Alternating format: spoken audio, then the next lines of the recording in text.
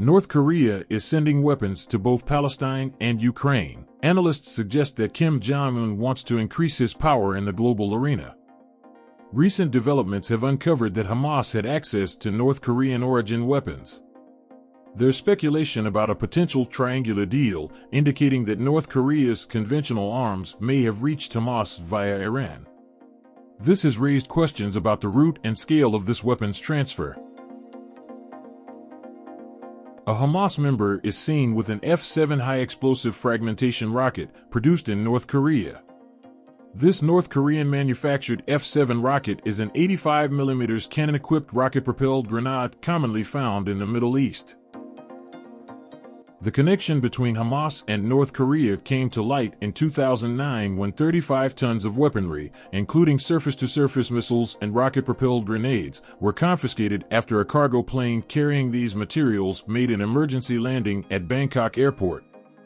Subsequent investigations revealed that the arms were originally intended for Iran, with the intention of then smuggling them to Hezbollah in Lebanon and Hamas in Gaza. Israeli military commanders suspect that North Korean experts have provided guidance to Hamas on constructing the extensive tunnel network in Gaza. These tunnels have allowed fighters to transport weapons discreetly, avoiding detection by Israeli drones. Hamas has seen its arsenal grow in sophistication, aided by foreign support, and it currently possesses 5 different types of rockets and missiles. Its fundamental weapon is the Iranian-designed Qassam rocket, with a range of under 10 miles. Additionally, Hamas has a substantial supply of 122mm Katyushas, with a range of up to 30 miles.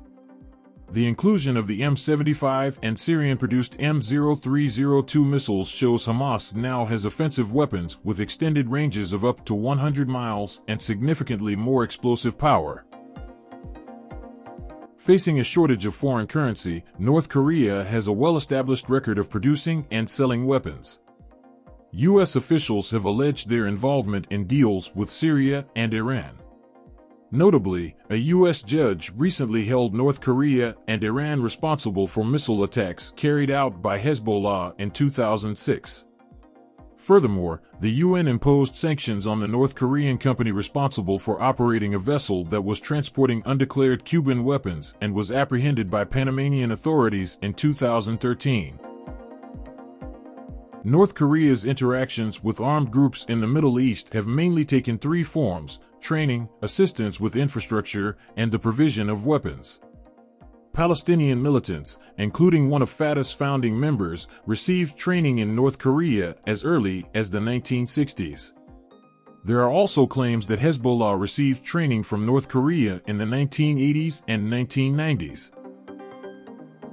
Additionally, Pyongyang is believed to have supported Hamas and Hezbollah in constructing tunnels and underground facilities, an area of expertise for North Korea, which is renowned for its networks beneath the DMZ.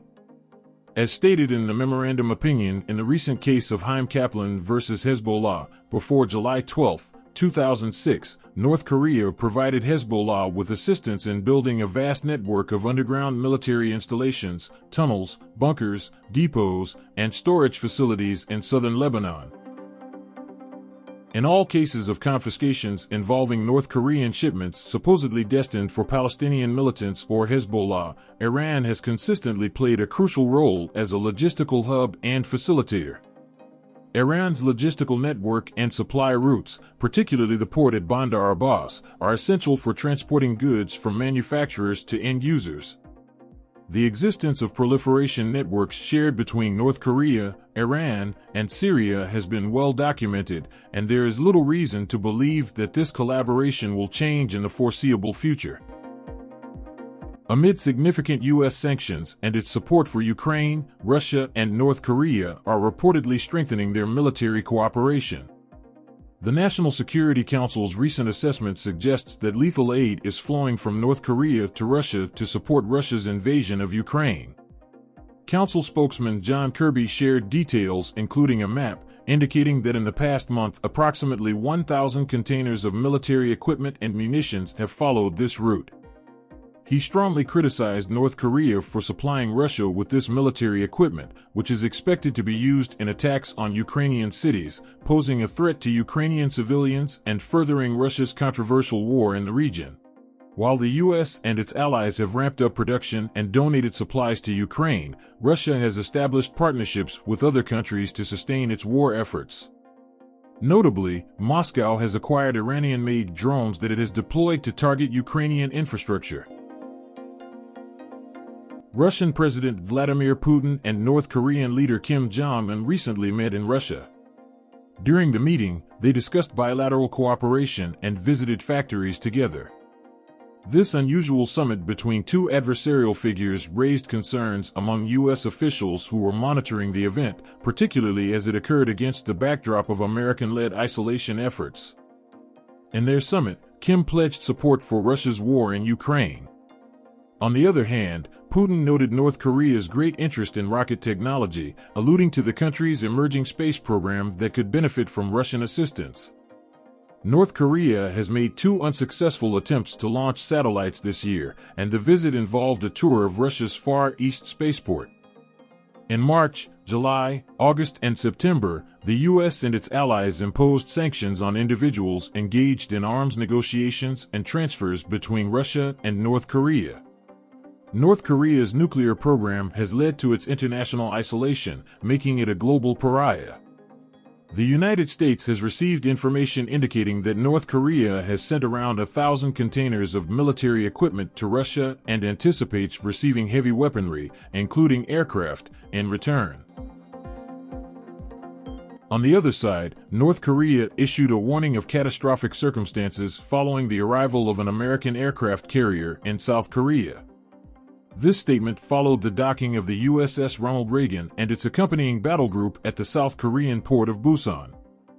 This deployment is in line with an agreement between the U.S. and South Korea to enhance the regular visibility of U.S. military assets in the region. North Korea's recent increase in missile tests has prompted this move. This statement also arises amidst growing concerns about potential efforts by North Korea to engage in arms negotiations with Russia. The North Korean state news agency labeled the arrival of the USS Ronald Reagan as an undisguised military provocation and reiterated its increasingly common accusation that the United States was provoking the possibility of nuclear war. Currently, North Korea is trying to adopt an influential role in the world affairs by creating strong ties with different actors. The country started this process with reviving its traditional Middle East policy. For now, it is unclear whether Kim regime will be successful or not. Growing tension in the world will strengthen the position of North Korea.